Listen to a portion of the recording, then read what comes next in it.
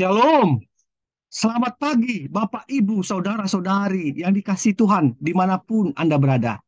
Senang sekali kita boleh bertemu kembali dalam renungan di embun pagi pada pagi hari ini.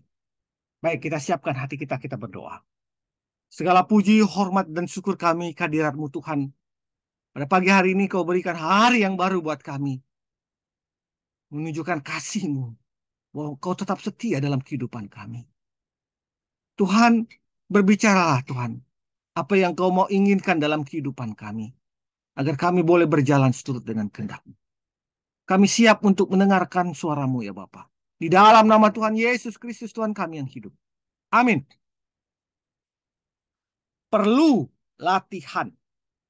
Landasan firman Tuhan diambil dari 1 Korintus 9 ayat 26 sampai 27. Sebab itu aku tidak berlari tanpa tujuan, dan aku bukan petinju yang sembarangan saja memukul. Tetapi aku melatih tubuhku dan menguasainya seluruhnya, supaya sesudah memberitakan Injil kepada orang lain, jangan aku sendiri ditolak. Bapak Ibu yang dikasih Tuhan, Gunung Sinai nama yang sangat populer di telinga kita. Untuk mencapai Gunung Sinai, seorang biasanya menempuh dengan naik unta selama 1,5 jam.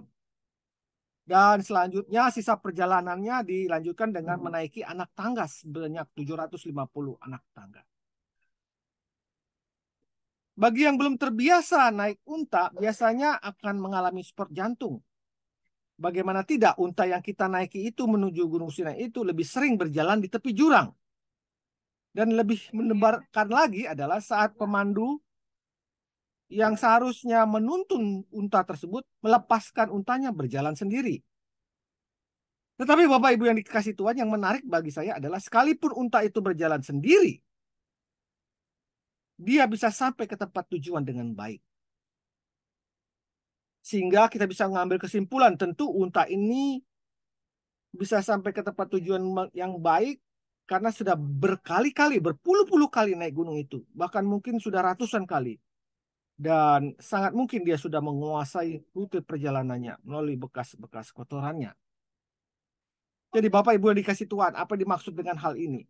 Segala sesuatu memang perlu latihan. Seseorang tidak langsung menjadi olahragawan yang hebat, tapi dia terus-menerus berlatih secara rutin dan maksimal. Demikian juga gambaran bagi diri kita bagi dirinya seorang pelari dan seorang petinju yang terlatih. Dia terus melatih tubuhnya untuk bisa melayani dengan baik. Termasuk kita di dalam pelayanan kita. Paulus terus berlatih untuk menyangkal dirinya, karena baginya keinginan daging bisa menghambat pelayanannya. Tentu saja Paulus berhak untuk menikmati makan dan minum yang enak. Tetapi dia mengabaikan haknya supaya pelayanannya dapat berjalan baik. Saat ini saya juga memberitakan firman melalui sosial media. Perlu latihan, perlu bangun pagi, perlu disiplin. Ini tidak mudah. Tetapi Paulus mau berlatih. Dia mengatakan kami menanggung segala sesuatu supaya jangan kami mengadakan rintangan bagi pemberitaan iman Injil. 1 Korintus 9 ayat 12b. Paulus mau berlatih sehingga dia berhasil mengatasi keinginan dagingnya. Dan pelayanannya pun mencapai puncak keberhasilan. Dengan pengalaman keberhasilan dalam melatih diri ini, Paulus menasihatkan Timotius untuk berlatih dalam hal ibadah. Memang untuk bisa berlatih dengan tulus, berlatih dengan sungguh-sungguh dan benar, perlu dilatih. Timotius harus melatih dirinya untuk tidak menjadikan ibadah sebagai sumber keuntungan bagi dirinya. Itu artinya dia harus menguasai dirinya dari sikap serakah dan tidak pernah merasa cukup. Jika Timotius mau melatih dirinya seperti itu, maka dia akan sanggup menjadi teladan, menjadi contoh bagi jemaat. Bahkan siap menegur dan menasihati mereka yang tidak tertib hidupnya. Bapak Ibu yang dikasihi Tuhan, kita pun harus melatih diri kita senantiasa. Kita harus melatih diri kita untuk melakukan aktivitas-aktivitas kebaikan, kerohanian, seperti berdoa, membaca firman Tuhan, beribadah, melayani, melakukan hal-hal yang baik. Kita harus melatih diri kita dalam karakter kita. Seperti melatih kesabaran, melatih kemurahan hati, melatih kerendahan hati kita. Bahkan kita juga harus melatih diri kita dalam keterampilan kita. Jika latihan sudah jadi jalan kita, maka keberhasilan di dalam berbagai bidang pun dapat kita harapkan. Dan kita mampu menjadi contoh dan teladan bagi jemaat.